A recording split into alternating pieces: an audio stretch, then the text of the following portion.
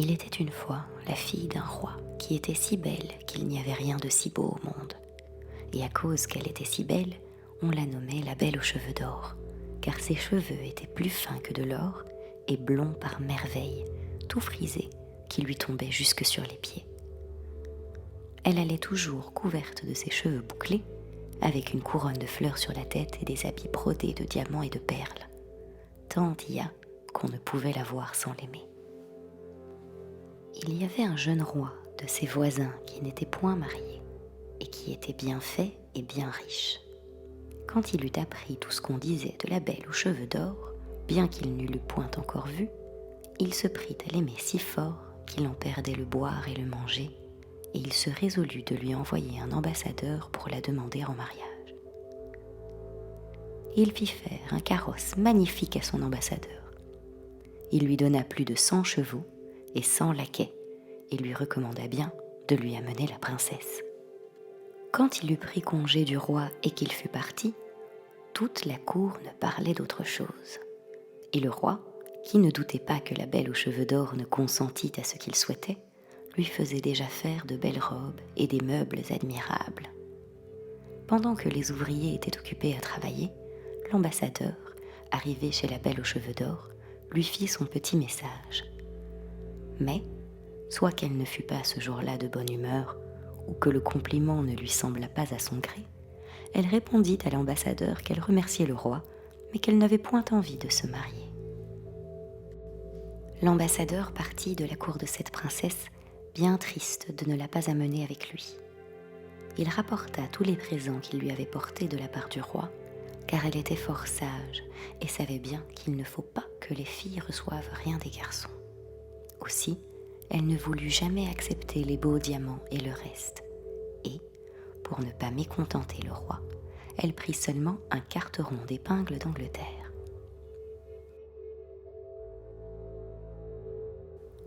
Quand l'ambassadeur arriva à la grande ville du roi, où il était attendu si impatiemment, chacun s'affligea de ce qu'il n'amenait point la belle aux cheveux d'or.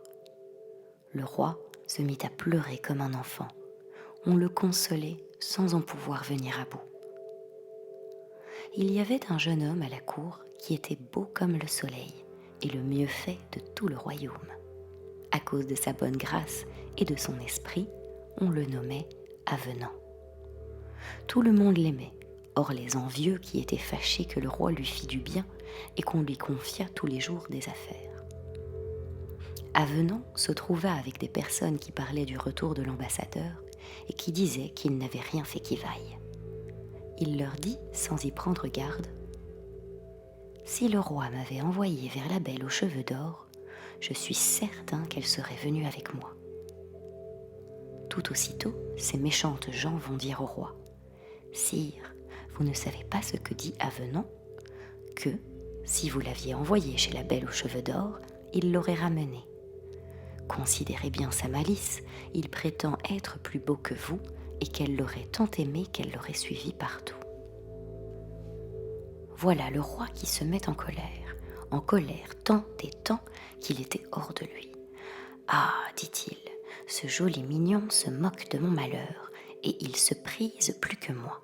Allons, qu'on le mette dans ma grosse tour et qu'il y meure de faim. » Les gardes du roi furent chez Avenant, qui ne pensait plus à ce qu'il avait dit. Ils le traînèrent en prison et lui firent 1000 maux. Ce pauvre garçon n'avait qu'un peu de paille pour se coucher, et il serait mort sans une petite fontaine qui coulait dans le pied de la tour, dont il buvait un peu pour se rafraîchir, car la faim lui avait bien séché la bouche. Un jour qu'il n'en pouvait plus, il disait en soupirant, « De quoi se plaint le roi ? Il n'a point de sujet qui lui soit plus fidèle que moi. Je ne l'ai jamais offensé. » Le roi, par hasard, passait près de la tour, et quand il entendit la voix de celui qu'il avait tant aimé, il s'arrêta pour l'écouter, malgré ceux qui étaient avec lui, qui haïssaient Avenant et qui disaient au roi, « À quoi vous amusez-vous, sire ? Ne savez-vous pas que c'est un fripon ?» Le roi répondit, « Laissez-moi là, je veux l'écouter. » Ayant ouï ces plaintes, les larmes lui vinrent aux yeux. Il ouvrit la porte de la tour et l'appela. Avenant vint tout triste se mettre à genoux devant lui et baisa ses pieds.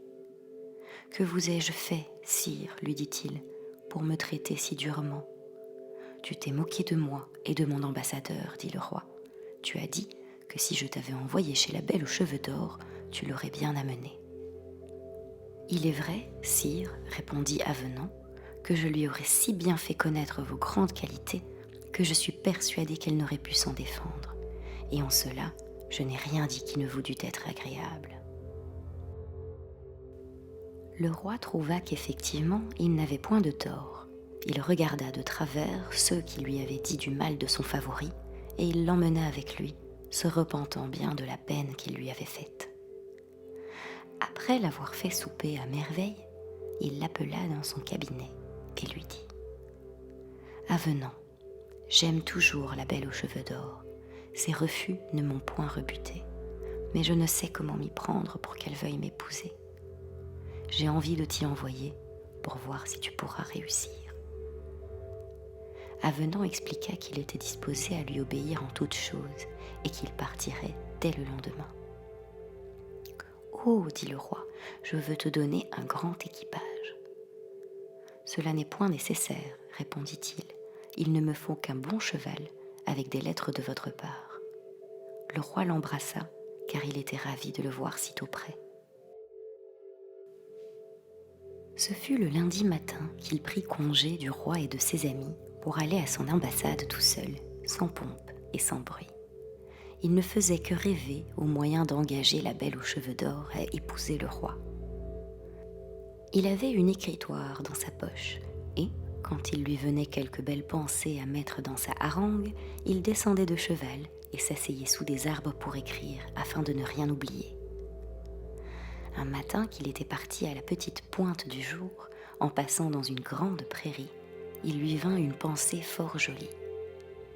Il mit pied à terre et se plaça contre des saules et des peupliers qui étaient plantés le long d'une petite rivière qui coulait au bord du pré. Après qu'il eut écrit, il regarda de tous côtés, charmé de se trouver en un si bel endroit. Il aperçut sur l'herbe une grosse carpe dorée qui bâillait et qui n'en pouvait plus car, ayant voulu attraper de petits moucherons, elle avait sauté si hors de l'eau qu'elle s'était lancée sur l'herbe où elle était près de mourir. Avenant en eut pitié et, quoiqu'il fût jour maigre et qu'il eût pu l'emporter pour son dîner, il fut la prendre et la remit doucement dans la rivière. Dès que ma commère, la carpe, sent la fraîcheur de l'eau, elle commence à se réjouir et se laisse couler jusqu'au fond. Puis, revenant toute gaillarde au bord de la rivière, « Avenant, dit-elle, je vous remercie du plaisir que vous venez de me faire. Sans vous, je serais morte et vous m'avez sauvée. Je vous le revaudrai. » Après ce petit compliment, elle s'enfonça dans l'eau, et Avenant demeura bien surpris de l'esprit et de la grande civilité de la carpe. Un autre jour qu'il continuait son voyage, il vit un corbeau bien embarrassé. Ce pauvre oiseau était poursuivi par un gros aigle, grand mangeur de corbeaux. Il était près de l'attraper, et il l'aurait avalé comme une lentille, si Avenant n'eût éprouvé de la compassion pour cet oiseau. « Voilà, dit-il, comme les plus forts oppriment les plus faibles. Quelle raison a l'aigle de manger le corbeau ?» Il prend son arc, qu'il portait toujours, et une flèche. Puis, visant bien l'aigle, croc, il lui décoche la flèche dans le corps et le perce de part en part. L'aigle tombe mort, et le corbeau, ravi, vient se percher sur un arbre. « Avenant, lui dit-il, vous êtes bien généreux de m'avoir secouru, moi qui ne suis qu'un misérable corbeau. Mais je ne demeurerai point ingrat, je vous le revaudrai. » Avenant admira le bon esprit du corbeau et continua son chemin. En entrant dans un grand bois, si matin qu'il ne voyait qu'à peine son chemin, il entendit un hibou qui criait en hibou désespéré. « Oui, dit-il, voilà un hibou bien affligé, il pourrait s'être laissé prendre dans quelque filet. » Il chercha de tous côtés et enfin il trouva de grands filets que des oiseleurs avaient tendus la nuit pour attraper des oisillons. « Quelle pitié, dit-il, les hommes ne sont faits que pour s'entre-tourmenter ou pour persécuter de pauvres animaux qui ne leur font ni tort ni dommage. Il tira son couteau et coupa les cordelettes. Le hibou prit l'essor, mais, revenant à tire-d'aile, « Avenant, dit-il, il n'est pas nécessaire que je vous fasse une longue harangue pour vous faire comprendre l'obligation que je vous ai. Elle parle assez d'elle-même. Les chasseurs allaient venir, j'étais pris, j'étais mort sans votre secours. J'ai le cœur reconnaissant, je vous le revaudrai. » Voilà les 3 plus considérables aventures qui arrivèrent à Avenant dans son voyage. Il était si pressé d'arriver qu'il ne tarda pas à se rendre au palais de la Belle aux cheveux d'or. Tout y était admirable. L'on y voyait les diamants entassés comme des pierres, les beaux habits, le bonbon, l'argent. C'étaient des choses merveilleuses. Et il pensait en lui-même, si elle quittait tout cela pour venir chez le roi son maître, il faudrait qu'il ait bien de la chance. Il prit un habit de brocart, des plumes incarnates et blanches. Il se peigna, se poudra, se lava le visage, mit une riche écharpe toute brodée à son cou, avec un petit panier, et dedans un beau petit chien qu'il avait acheté en passant à Boulogne. Avenant était si bien fait, si aimable, il faisait toutes choses avec tant de grâce que, lorsqu'il se présenta à la porte du palais, tous les gardes lui firent une grande révérence. Et l'on courut dire à la Belle aux cheveux d'or qu'Avenant, ambassadeur du roi, son plus proche voisin, demandait à la voir. Sur ce nom d'Avenant, la princesse dit « Cela me porte bonne signification. Je gagerais qu'il est joli et qu'il plaît à tout le monde. » « Vraiment oui, madame, » lui dirent toutes ces filles d'honneur. « Nous l'avons vu du grenier, où nous accommodions notre filasse, et tant qu'il est demeuré sous les fenêtres, nous n'avons pu rien faire. »« Voilà qui est beau, » répliqua la Belle aux cheveux d'or, « de vous amuser à regarder les garçons. Ça, que l'on me donne ma grande robe de satin bleu brodé, et que l'on éparpille bien mes blonds cheveux, que l'on me fasse des guirlandes de fleurs nouvelles, que l'on me donne mes souliers hauts et mon éventail, que l'on balaie ma chambre et mon trône, car je veux qu'ils disent partout que je suis vraiment la Belle aux cheveux d'or. » Voilà toutes les femmes qui s'empressaient de la parer comme une reine. Elle montrait tant de hâte qu'elle s'entrecognait et n'avançait guère.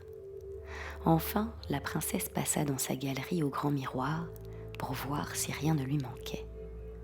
Puis, elle monta sur son trône d'or, d'ivoire et d'ébène qui sentait comme baume. Et elle commanda à ses filles de prendre des instruments et de chanter doucement pour n'étourdir personne. On conduisit Avenant dans la salle d'audience. Il demeura si transporté d'admiration qu'il a dit depuis bien des fois qu'il ne pouvait presque parler. Néanmoins, il reprit courage et fit sa harangue à merveille. Il pria la princesse qu'il n'eût pas le déplaisir de s'en retourner sans elle. « Gentil Avenant, lui dit-elle, toutes les raisons que vous venez de me conter sont fort bonnes, et je vous assure que je serai bien aise de vous favoriser plus qu'un autre. Mais il faut que vous sachiez qu'il y a 1 mois, je fus me promener sur la rivière avec toutes mes dames, et comme l'on me servit ma collation, en ôtant mon gant, je tirai de mon doigt une bague qui tomba par malheur dans la rivière. Je la chérissais plus que mon royaume. Je vous laisse à juger de quelle affliction cette perte fut suivie. J'ai fait serment de n'écouter jamais aucune proposition de mariage que l'ambassadeur qui me proposera un époux ne me rapporte ma bague. Voyez à présent ce que vous avez à faire là-dessus, car quand vous me parleriez 15 jours et 15 nuits, vous ne me persuaderiez pas de changer de sentiment. » Avenant demeura bien étonné de cette réponse. Il lui fit une profonde révérence et la pria de recevoir le petit chien, le panier et l'écharpe. Mais elle lui répliqua qu'elle ne voulait point de présent et qu'il songeât à ce qu'elle venait de lui dire. Quand il fut retourné chez lui, il se coucha sans souper. Son petit chien, qui s'appelait Cabriole, ne voulut pas souper non plus. Il vint se mettre auprès de lui. De toute la nuit, Avenant ne cessa point de soupirer. « Où puis-je prendre une bague tombée depuis 1 mois dans une grande rivière ?» disait-il. c'est toute folie de l'entreprendre. La princesse ne m'a dit cela que pour me mettre dans l'impossibilité de lui obéir. » Il soupirait et s'affligeait fort. Cabriole, qui l'écoutait, lui dit : « Mon cher maître, je vous prie, ne désespérez point de votre bonne fortune. Vous êtes trop aimable pour n'être pas heureux. Allons dès qu'il fera jour au bord de la rivière. » Avenant lui donna 2 petits coups de la main et ne répondit rien. Mais, tout accablé de tristesse, il s'endormit. Cabriole, voyant le jour, cabriola tant qu'il l'éveilla et lui dit : « Mon maître, habillez-vous et sortons. » Avenant le voulut bien. Il se lève, s'habille et descend dans le jardin, et du jardin il va insensiblement au bord de la rivière, où il se promenait, son chapeau sur les yeux et ses bras croisés l'un sur l'autre, ne pensant qu'à son départ, quand tout d'un coup il entendit qu'on l'appelait. « Avenant, Avenant !» Il regarde de tous côtés et ne voit personne. Il crut rêver. Il continue sa promenade, mais on le rappelle. « Avenant, Avenant !»« Qui m'appelle ?» dit-il. Cabriole, qui était fort petit et qui regardait de près l'eau, lui répliqua : « Ne me croyez jamais si ce n'est une carpe dorée que j'aperçois. » Aussitôt, la grosse carpe paraît et lui dit : « Vous m'avez sauvé la vie dans les prés des Alisiers, où je serais resté sans vous. Je vous promis de vous le revaloir.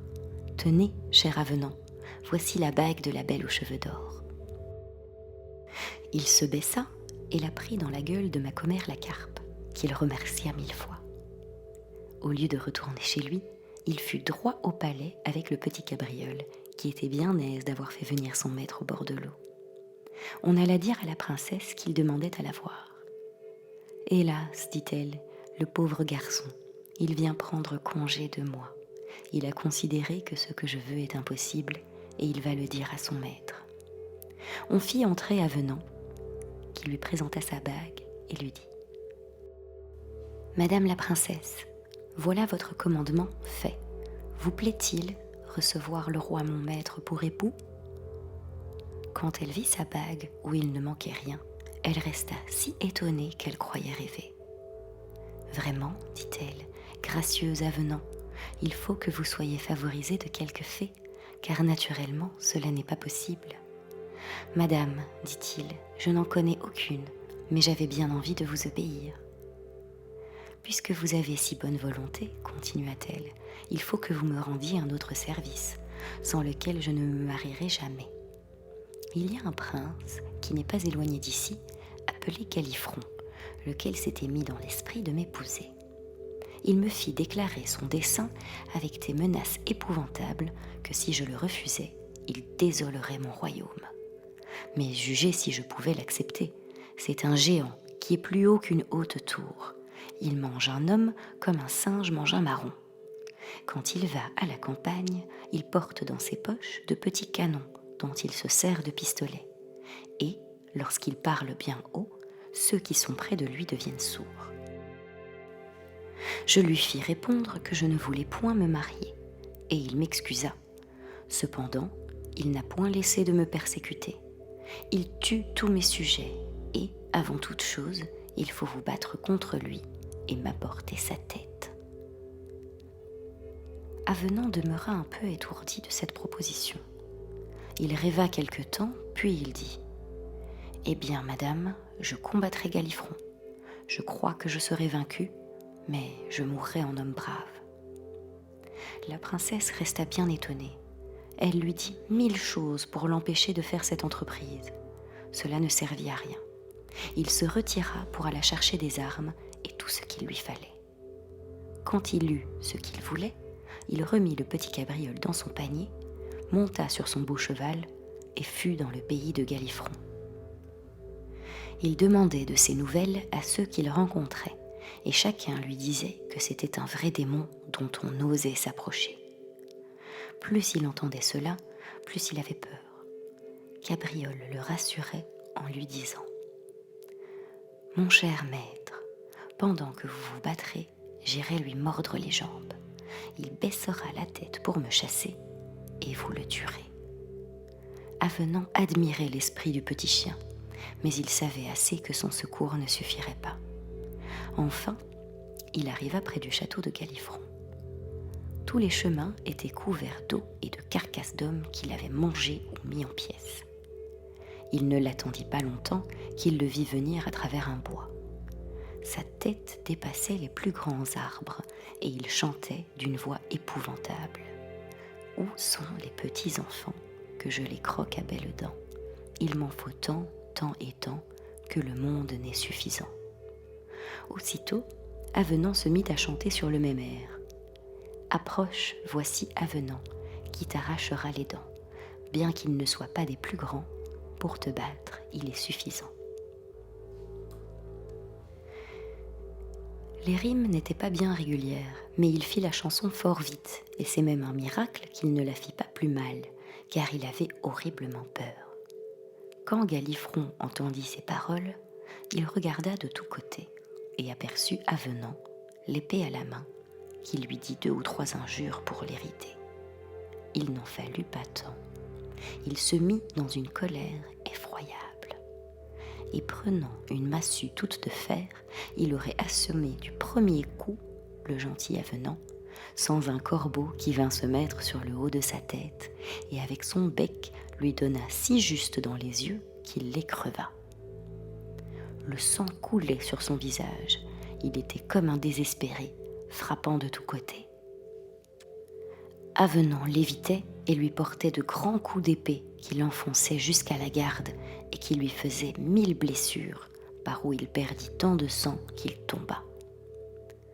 Aussitôt, Avenant lui coupa la tête, bien ravi d'avoir été si heureux, et le corbeau, qui s'était perché sur un arbre, lui dit « Je n'ai pas oublié le service que vous me rendîtes en tuant l'aigle qui me poursuivait.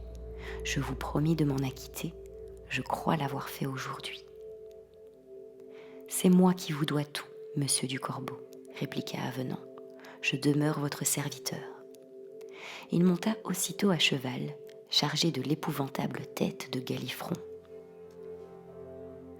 Quand il arriva dans la ville, tout le monde le suivait et criait « Voici le brave Avenant qui vient de tuer le monstre », de sorte que la princesse, qui entendit bien du bruit et qui tremblait qu'on ne lui vînt apprendre la mort d'Avenant, n'osait demander ce qui lui était arrivé. Mais elle vit entrer Avenant avec la tête du géant, qui ne laissa pas de lui faire encore peur, bien qu'il n'y eût plus rien à craindre. « Madame, lui dit-il, votre ennemi est mort. J'espère que vous ne refuserez plus le roi mon maître. »« Ah, si fait, dit la belle aux cheveux d'or, je ne le refuserai si vous ne trouvez moyen, avant mon départ, de m'apporter de l'eau de la grotte ténébreuse. Il y a, proche d'ici, une grotte profonde qui a bien 6 lieues de tour. On trouve à l'entrée 2 dragons qui empêchent qu'on y entre.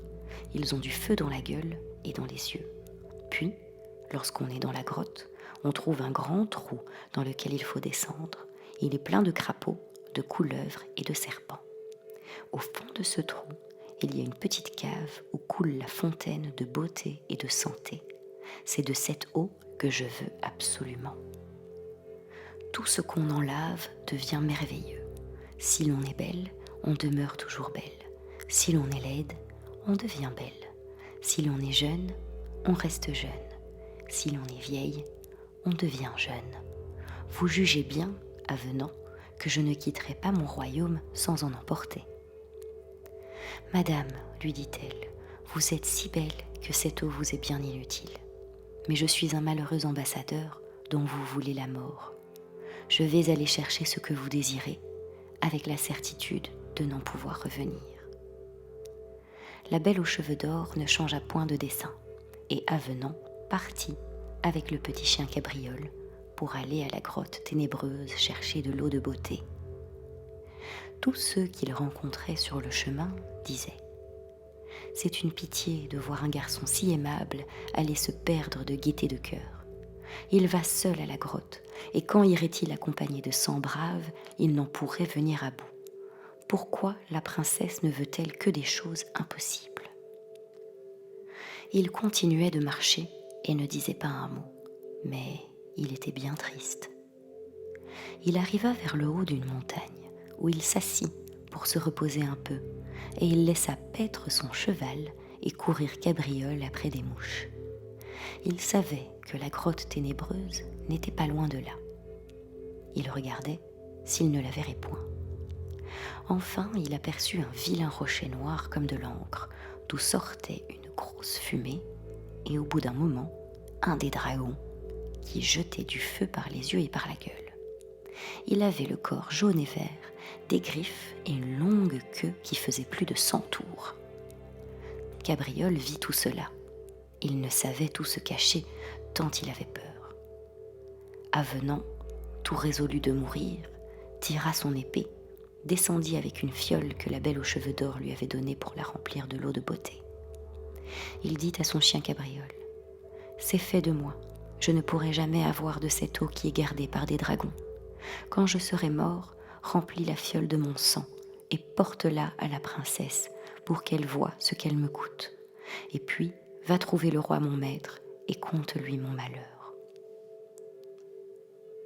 Comme il parlait ainsi, il entendit qu'on appelait : « Avenant, Avenant !» Il dit : « Qui m'appelle ?» Et il vit un hibou dans le trou d'un vieil arbre qui lui dit : « Vous m'avez retiré du filet des chasseurs où j'étais pris, et vous me sauvâtes la vie. Je vous promis que je vous le revaudrai. En voici le temps. Donnez-moi votre fiole. Je sais tous les chemins de la grotte ténébreuse. Je vais vous chercher de l'eau de beauté. » « Dame, qui fut bien aise, je vous le laisse à penser. » Avenant lui donna vite la fiole, et le hibou entra sans nul empêchement dans la grotte. En moins d'un quart d'heure, il revint apporter la bouteille bien bouchée. Avenant fut ravi, il le remercia de tout son cœur, et, remontant la montagne, il prit le chemin de la ville bien joyeux. Il alla droit au palais. Il présenta la fiole à la belle aux cheveux d'or, qui n'eut plus rien à dire. Elle remercia Avenant et donna ordre à tout ce qu'il fallait pour partir. Puis, elle se mit en voyage avec lui. Elle le trouvait bien aimable et lui disait quelquefois : « Si vous aviez voulu, je vous aurais fait roi. Nous ne serions point partis de mon royaume. » Mais il répondit : « Je ne voudrais pas faire un si grand déplaisir à mon maître pour tous les royaumes de la terre, quoique je vous trouve plus belle que le soleil. » Enfin, ils arrivèrent à la grande ville du roi, qui, sachant que la belle aux cheveux d'or venait, alla au-devant d'elle et lui fit les plus beaux présents du monde. Il l'épousa avec tant de réjouissance que l'on ne parlait d'autre chose. Mais la belle aux cheveux d'or, qu'aimait Avenant dans le fond de son cœur, n'était heureuse que quand elle le voyait, et elle le louait toujours. « Je ne serais point venue sans Avenant, » disait-elle au roi.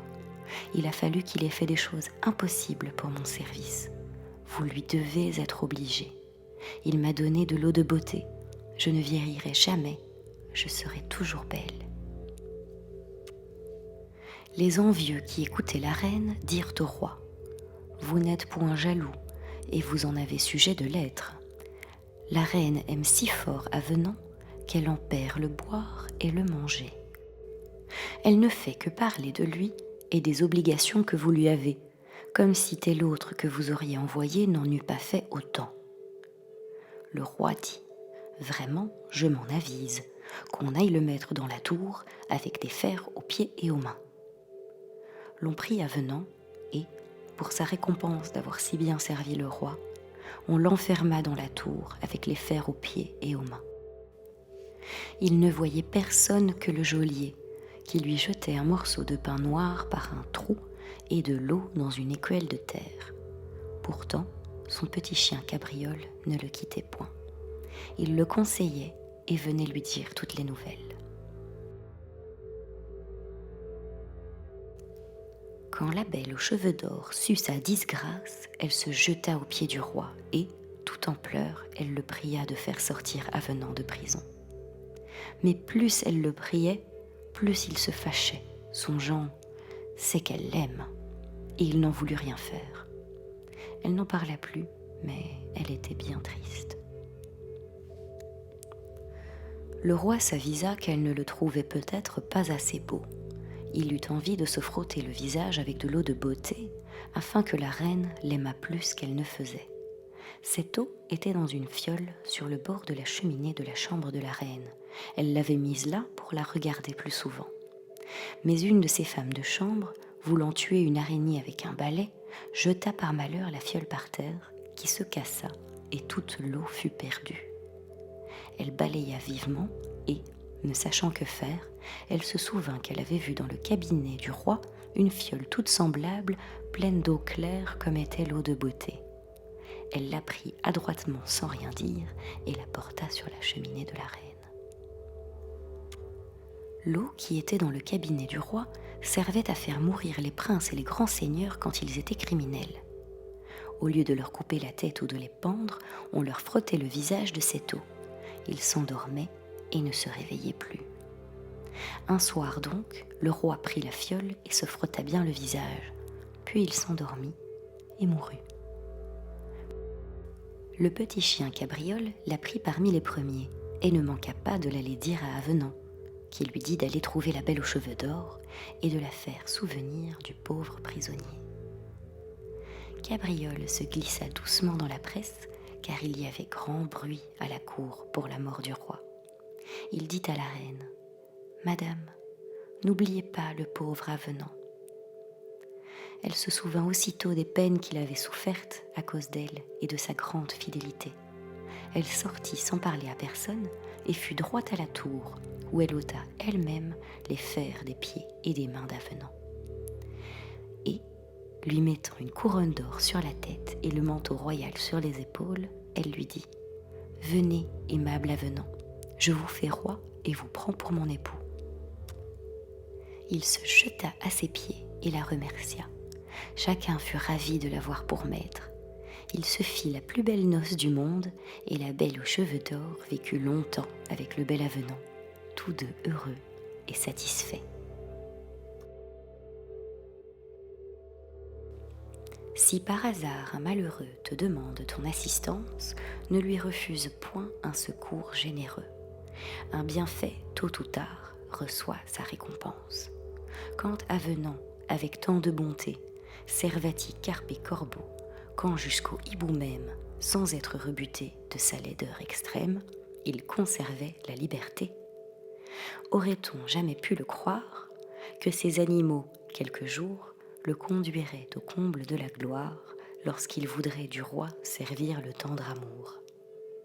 Malgré tous les attraits d'une beauté charmante qui commençait pour lui de sentir des désirs, il conserve à son maître, étouffant ses soupirs, une fidélité constante.